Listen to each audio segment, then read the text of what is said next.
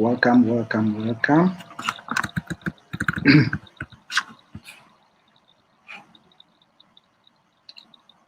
So thank you for joining us for this session.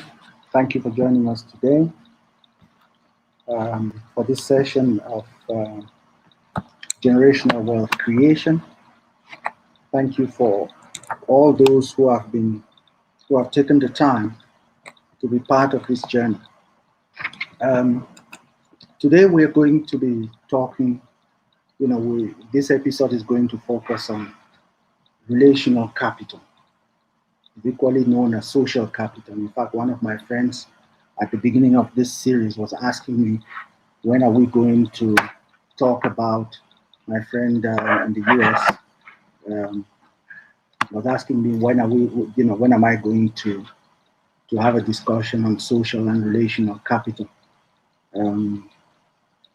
And I told him that is going to be one of the sessions on the dimensions of wealth.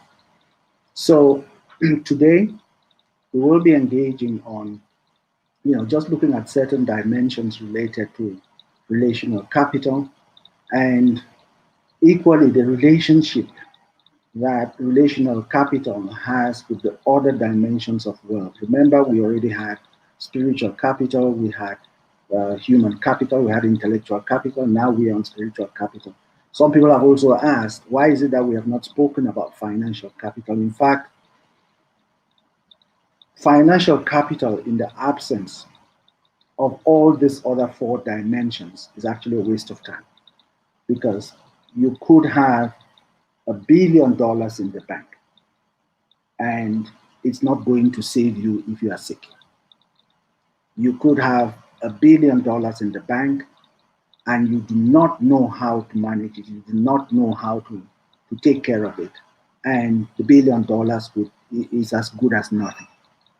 Okay, so the emphasis that I've placed on this, I'm not minimizing financial capital in any way, but the emphasis I'm placing on this is the fact that all the other four dimensions of wealth, or the four dimensions of wealth that we have dealt with: relational capital, spiritual capital, human capital, intellectual capital, and today relational capital, are absolutely necessary to enhance the asset value of your financial capital, or to enhance how much you can leverage your financial capital to the benefit of yourself and the generations to come. Yeah. So today we are going to engage on that. We're going to have that discussion, and we'll, create some kind of a link. The link there is amongst all the different dimensions of wealth. Okay. So buckle up, and I'll see you on the other side.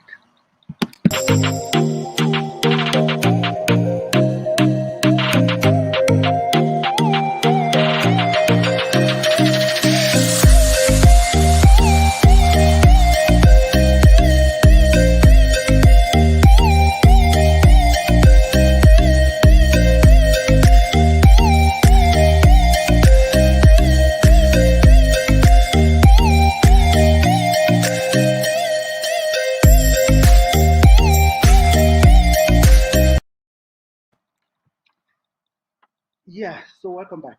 As we get into this, I would first of all want to wish bon fête de Tabaski to my Muslim friends and colleagues from different parts of the world. Mohammed in Jordan, happy Tabaski. To Umar Diallo in Senegal, I wish you all the best. Happy Tabaski. My friend and brother in Côte d'Ivoire, Honorable Konate Laji, bon fête Tabaski, and all the rest in different parts of the world. Yeah? Okay, so let's get into the heart of the matter today. So today, as I said, we are on the topic of relational capital or social capital. So the first element around this subject is that For you to have a relationship with anyone, you must share certain values, you share certain norms, you share certain understand, and a certain level of understanding about the things that are of value to you. Okay, so for someone to be your friend, there must be something that links the two of you. There must be something that creates that spark for a relationship. You know, for Caroline to be my wife is because there was something that connected us and got us together, and we became husband and wife. And that's true for everyone else. Yeah. And it's because we share certain values, certain core values, we share certain norms and standards, and those are the things that attract us one to the other. It could be, either from, um, you know, um, a romantic relationship or just a friendship that builds because of your affinity between each other. Yeah. So it, that is the fundamental, or that's the foundational element, on relational capital and social capital. When we look at it from a corporate perspective, we are going to get into some of those elements. Companies partner with companies that they have more or less the same objectives, or they have a joint view of how to achieve certain ends if they come together as partners. And that's why you would see companies coming together and creating partnerships and creating joint ventures and creating certain, other structures for their day-to-day activities. So in our case, as individuals, and looking at the family, you know, the relationship that we build amongst ourselves, either as friends, as husband and wife, as children, the relationship I have with my children, the relationship my children have with me, the relationship we have with our communities, are actually driven by certain norms and standards. And these norms and standards, we can actually call them determinants, or the cardinal points, or the points that connect people to have a relationship, to be able to have relational capital or social capital, that they can capital that you can actually I was actually going to say that you can capitalize on. Yeah. So relational capital or social capital that you can leverage to the benefit of your other dimensions of work. Yeah. And these elements I'm talking about, these determinants, are actually very, very interesting because, um, when you have a relationship with someone, the first thing about it is that you build some kind of a social network with them. Yeah, it's a network where you have their contact details, you have relational ties and connections with them. Yeah, and these relational ties go as deep as you invest in them. You have friends that you may not go a week without talking to them. You have brothers, sisters that you update each other, you keep in touch as much as possible, because there's some network, there's a relationship, there are ties that links both of you. That's the first one. The first thing is the social networks. Yeah. The second element, which I would call a determinant for, which are like key connectors for relationships, is that for these relationships to be functional, to be beneficial to the person, who has them, or who is enhancing them, when you have to obtain them, but you have to also maintain them. And when you have to obtain the relationship, and you have to be able to maintain the relationship. And this is only where you can leverage on that specific element of social capital. Yeah, and it gives you a social license to operate. If you are able to obtain the relationship, which is the connector, what brings you the two of you together, or the two entities together, if you are able to obtain it from the connecting point and you are able to maintain it beyond that, it actually gives you a social license to be able to leverage on that relationship. Yeah. The next element or the next connector, which is also very key, is that I mentioned this earlier. You need to have shared values. You need to have shared norms, and your social and this shared values and norms actually enhances the social structure of your relational capital. Yeah, and then the last and also very critical element is that there has to be some high levels of trust and reciprocity. Yeah, high levels of trust and reciprocity. So the levels of trust element is actually, there's no relationship without at least a certain degree of trust. Yeah, and relationships that thrive are actually built mostly on the element that I trust you, you trust me. Yeah, and based on that, we are able to build those relate that that they trust, and it's not something that is fickle because you enhance it every time. You build it by your acts, by your you know your your works would help you to build that level of trust and enhance it to the level that you are able to leverage it to the benefit of your of the people with whom you have a relationship. Yeah. So within within the elements of within relational capital and social capital, there's also an element where we we have you have to also consider this capital structure from from an internal and an external dimension. So internally, there are certain determinants, there are certain elements of relational capital, which are, these determinants actually drive all of those dimensions, either internal or external. Yeah. The internal determinants are what you would call, in the business environment, they call them, your internal stakeholders. So the staff, your colleagues, the people, the departments you work with, and things like that. From a family enterprise perspective, your internal determinants, your internal relational capital determinants are driven by by dimensions of your social and relational capital structures. Yeah. So that these dimensions, which are internal from a family enterprise perspective, it includes members of your family. Yeah.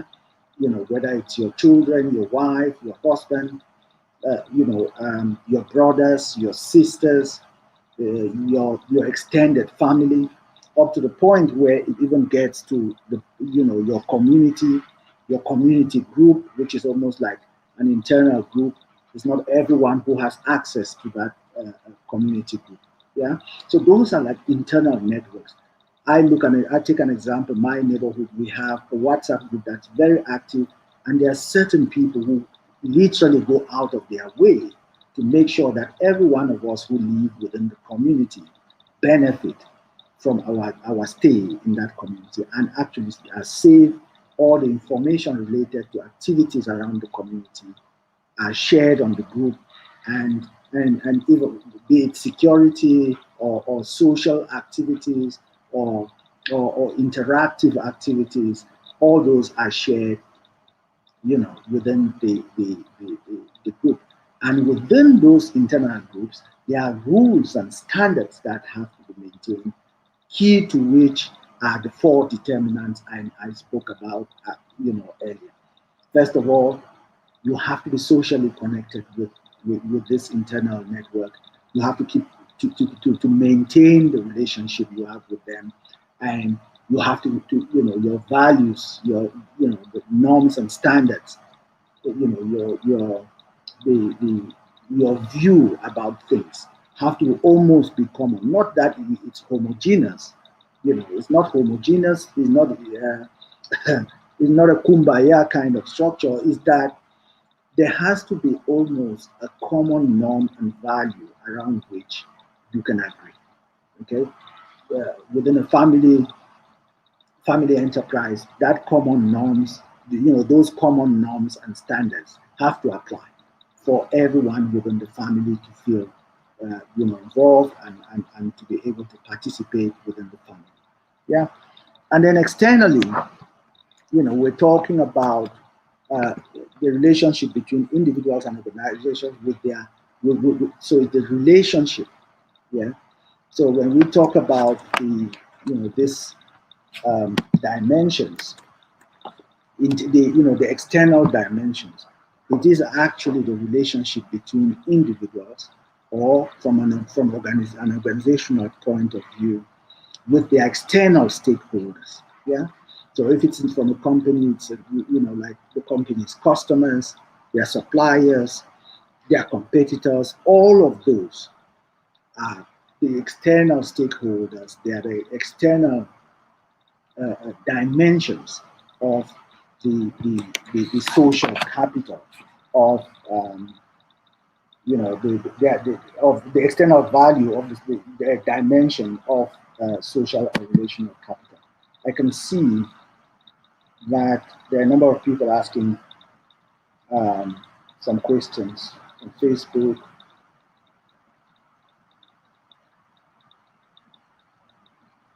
Yeah, certainly I can see Elsie saying those strong relationships will not stand without, let me just share her comment. She's saying those strong relationships will not stand without those shared values. Absolutely, they will not stand. And then someone else is saying the level of trust and trust in relationship matters a lot, as you just said. Thanks, bro. Thank you so much for the comments. I can see my dear wife. She says she's watching. Oh, fantastic. See a lot more. Thank you guys. Thank you guys for joining. It's actually a blessing to have you guys follow this series as we enhance our knowledge around all those things that are very, very valuable for our existence and valuable for the generations that are going to come after us. So I was talking about the external dimensions before I went to the comments. When we talk about external dimensions, especially from the family enterprise perspective, it's people like um, community groups that your family would be linked to. Yeah, community groups that your family would be linked to. Things like uh, uh, between myself and my my family, we have a social group that we are affiliated to. It's also linked to maybe we have the same norms, we have the same understanding, we go to the same church, and we believe in the same things, we believe in the same God. Some of our friends, they are Muslims, but for us, within our family, all of us within our family, our belief is in our Lord and Savior, Jesus Christ, in God. Yeah, and that, our affiliation to a specific religious denomination becomes part of our external capital that we build as we go through our lives. Simple example like that. Another thing, which is also becoming really mainstream, is people having an affiliation to a specific, so uh, football club. Like you see people these days, and someone will ask, which team do you support? This one will say Liverpool. That one will say Manchester United. And then the Manchester United people kind of agree on the fact that Manchester United is is the team to support. Yeah, and then the Chelsea people have their own view about it. As for my own team, Arsenal, we have our view of why we are where we are and where we are going to be in the future. So we have not given up hope. We have not given up hope. Anyway, all those social affiliations become some level of capital which you can leverage to enhance all the other capitals that we have dealt with. When we look at the, your social capital and your social and relational capital, and you look at your spiritual capital, those two capitals are actually they are actually set up in three different areas. The first one is that there is the structural element of social and relational capital, which is uh, uh, uh, uh, when you work in an organization. For example, I'll take my family. We have a structure around which things happen at a certain hour. Anytime from 8 o'clock in the evening, it has to be prayer time. And even when everyone forgets, we know that at 8 o'clock, from 8 o'clock going up, going to the end of the night, it has to be prayer time. Yeah, within a company, there could be a Monday meeting that is set up at 8 o'clock to review last week's work and to prepare for the week ahead, for the work that we have to do in the week ahead. That's a structured level of a dimension of social capital, and everybody, it is scheduled and everybody knows it. Yeah, in my family we have a schedule which is before the year runs out, before the last month of the year, before people start making resolutions and all of that, we sit down and we look at our plan. We look at our 5 year plan, which we have worked on, and we say, where are we? And we look at the last year's plan. And we also try to review that every quarter through the year. That's a structured system that we have within my family. Yeah, but in companies, you would have annual meetings that would take place on a specific, during a specific period within the company's life. Yeah, and then there's also the relational element, which is the direct trust with respect to friendship. Yeah. So if for someone to be your friend, they must trust you and they must have a liking of you. Yeah.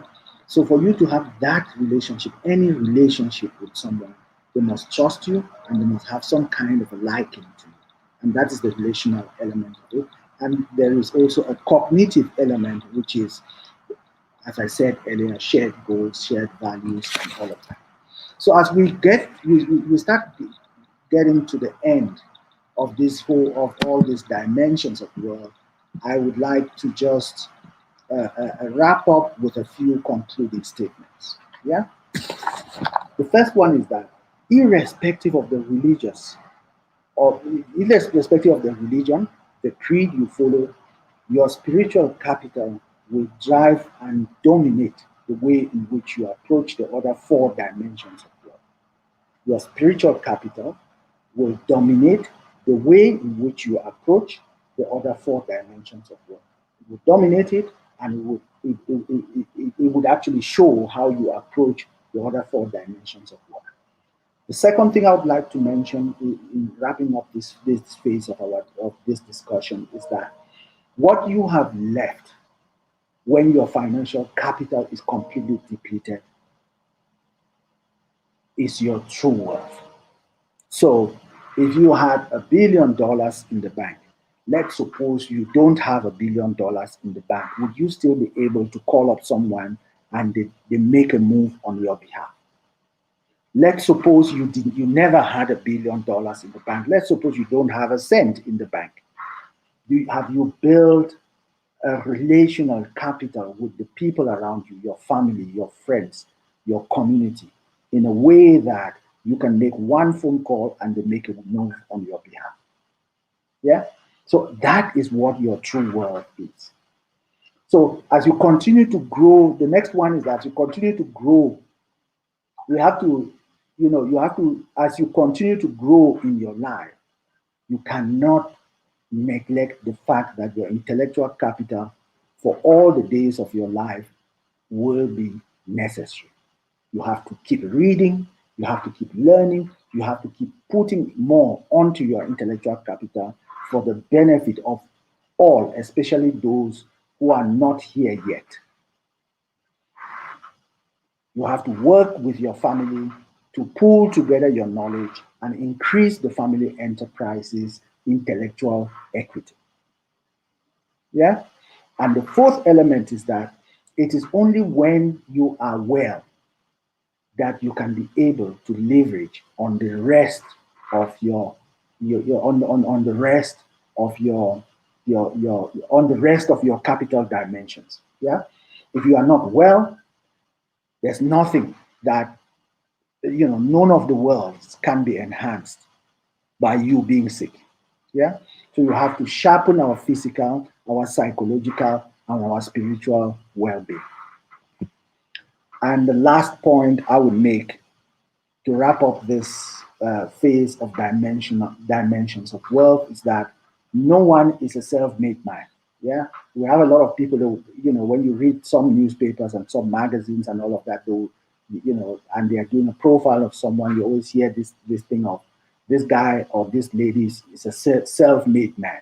Yeah, as some people are referred to, that's how a lot of people are referred to in the world. But if you had to sit down with all of whom this label is attached, and they were to be honest with you, someone opened the door for them, someone made a recommendation, someone pointed them to the right direction. Better still, someone put them in touch with someone else. Yeah? In short, someone gave them a break. So there is nothing like an island in the world when you start thinking of how we live, because we are social beings. We are actually relational beings. I cannot exist without the people that I know, the people who are around me.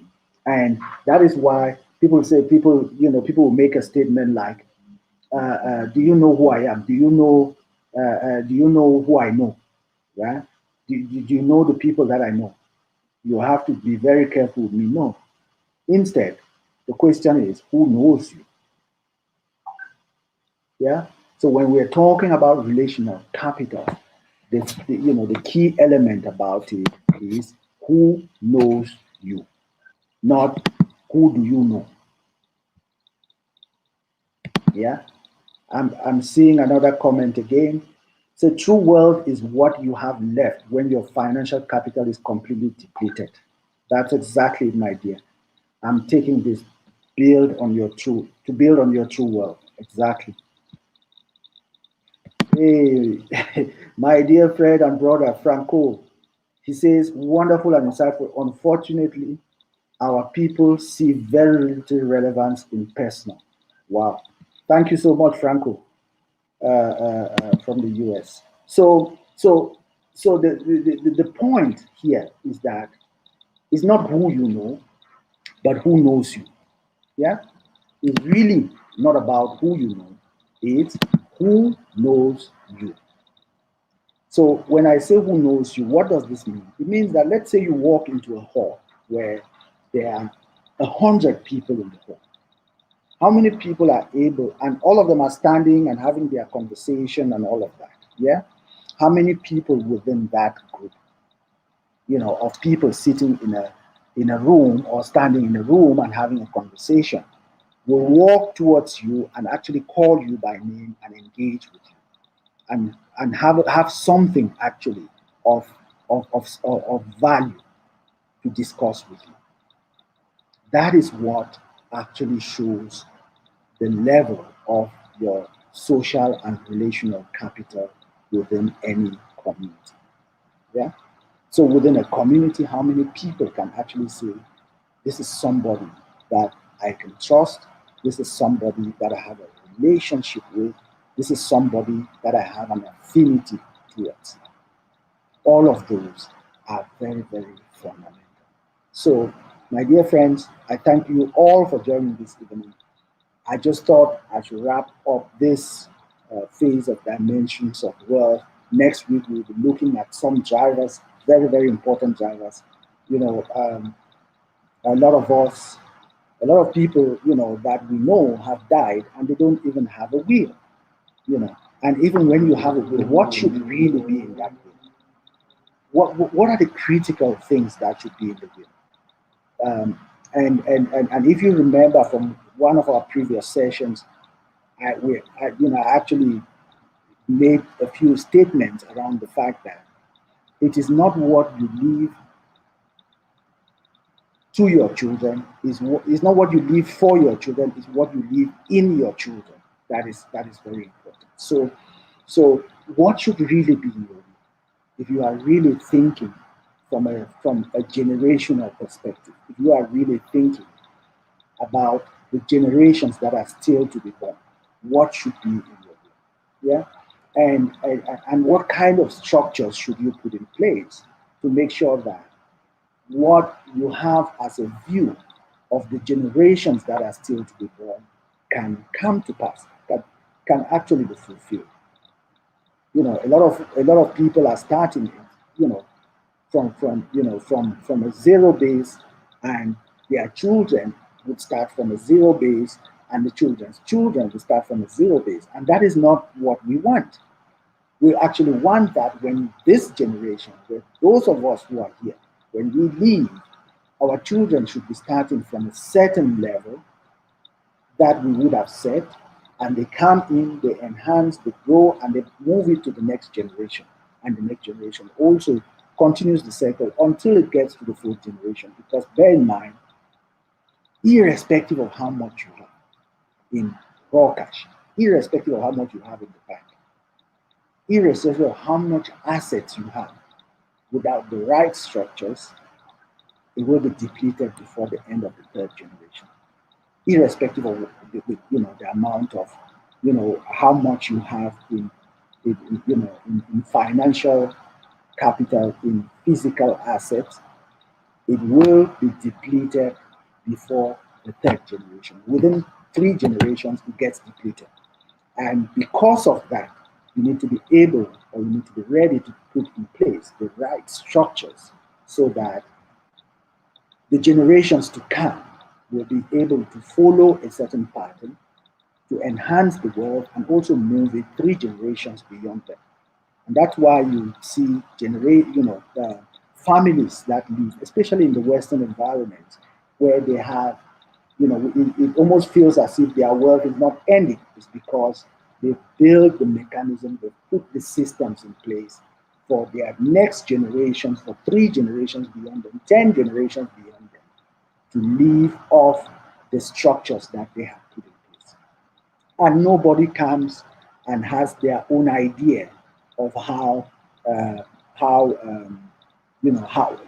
things need to be.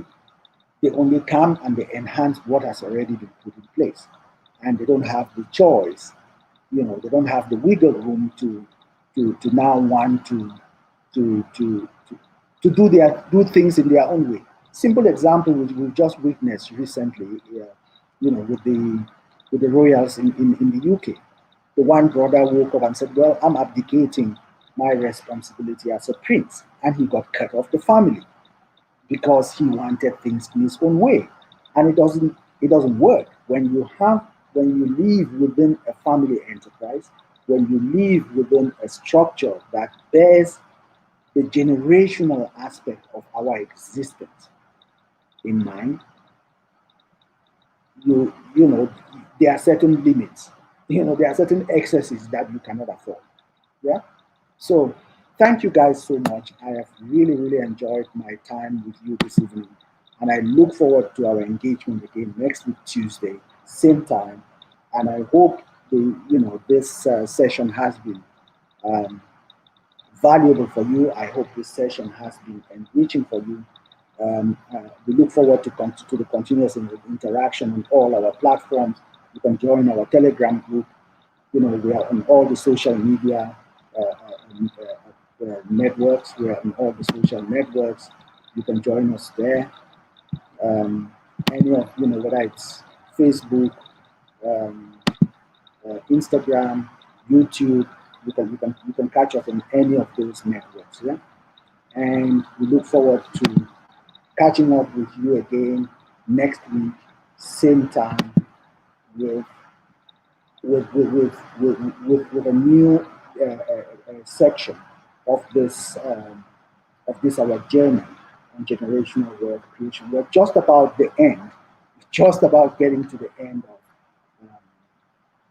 the end of this series, which was meant to be 12 episodes. Today's episode 9, and we're just about we've got 3 to go for this series, and then we'll move to something else. So thank you all so much, and enjoy the rest of your evening. Bye.